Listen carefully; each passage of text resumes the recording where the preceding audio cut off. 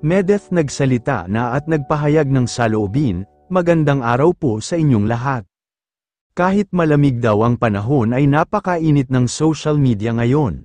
Sobrang dami po daw nasaktan, nagalit at na-disappoint. Kasama na daw siya, ganyan daw po talaga ang buhay. We can never please everyone, may mga tao daw talagang seasonal lang sa buhay natin, sabi pa niya. They won't last forever. Iti-treasure na lang daw niya yung memories at respect. Dahil kahit gaano man daw kasama at ka-disappointing ang mga nangyayari ngayon. Still ang respeto ay andyan pa din daw, dahil yung tao daw na nakapanakit sa kanya at mga supporters niya ay hindi naman siya iba.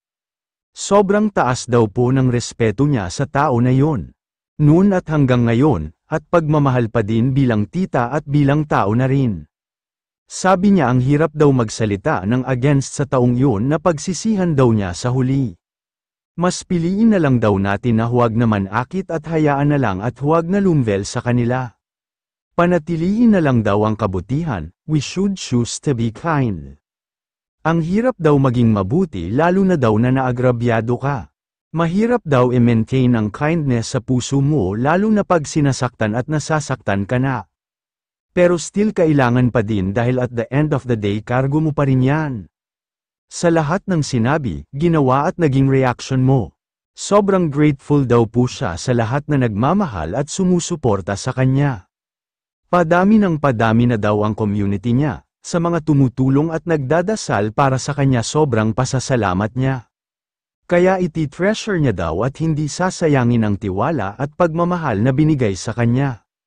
Pinuna niya din si Egypte TV sa mga ginagamit niyang words sa vlog niya. Sabi pa nga niya na choose to be kind na lang daw, kasi reflection mo daw yun kung nananakit ka, masama ang sinasabi, at hindi tama ang sinasabi mo at kung mabuti ang puso mo ay yun din ang mag-spread, maiparamdam at maipakita sa iba ay yun din ang mag-reflect sa iyo ang positive at negative na yun.